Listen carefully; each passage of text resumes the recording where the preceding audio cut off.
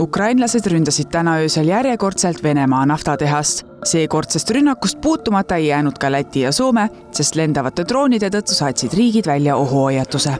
This has happened already before, but this was, of course, a little bit like the threat levels were higher in this case because the Finnish Defence Forces got information that the drones may be heading towards the capital region of Finland. Droonidega on viimasel ajal probleeme olnud nii Baltimaade kui ka Soome idapiiril. Märtsi lõpus tabas Eestis droon Auvere elektrijaama korstent. Soomes saadeti täna öösel välja ohuhoiatus, kuid päriselt droonid siiski Soome ei jõudnud. Finnish people had mixed reactions. Of course, this time an alert was given to the Uusimaa region. So that, of course, did affect a lot of people. People were told to stay inside and actually this time they were alerted of this drone threat, unlike the last time. Ka Lätis saadeti täna öösel kell 1:43 teade võimaliku ohu kohta õhuruumis. Elanikel paluti püsida siseruumides, järgida 2 seina põhimõtet ning sulgeda aknad ja uksed.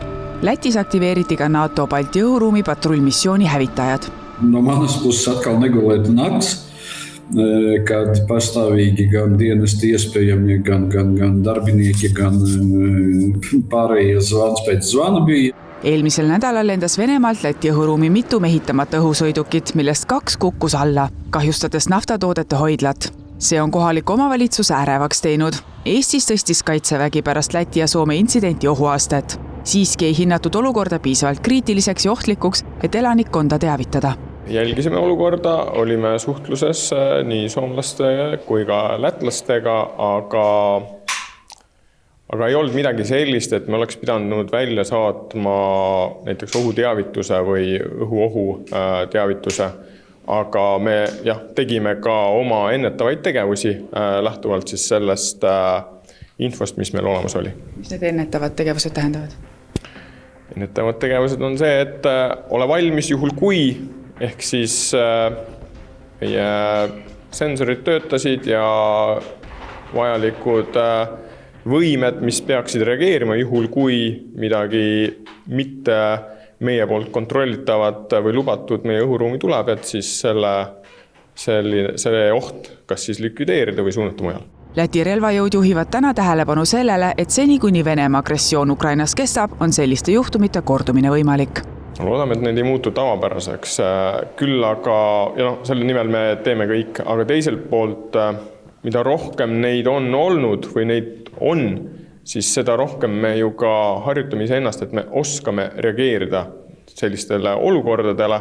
See, et meil hetkel teavitusi tulnud ei ole, on tulemus sellest, et Eestis on suudetud vastavaid süsteeme piisavalt hästi korrigeerida. Iga droon, iga hoiatus tähendab mõningast segadust. Näiteks Soomes varahommikul maaduma pidanud lennukid suunati Helsingist edasi Tallinna, Rovaniemi ja Stockholmi Arlanda lennujaama. Kuivõrd siis need droonid sealt Venemaa poolt kogemata siia jõudnud on või siiski ka tahtlikult saadetud? Tõenäoliselt kogemata ei tule sealt midagi, eks ole, ja tahtlus, seda on nüüd keeruline öelda, kas oli tahtlik või mitte. Pigem on seal siis mingid tehnilised nüansid või kui oli tahtlus, siis eesmärgiga testida, et kuidas siis reageeritakse. Ennast provotseerida Eesti ei lase, ma saan aru. Meie eesmärk on hoida pea külmana, kuid reageerida vajadusele otsustavat.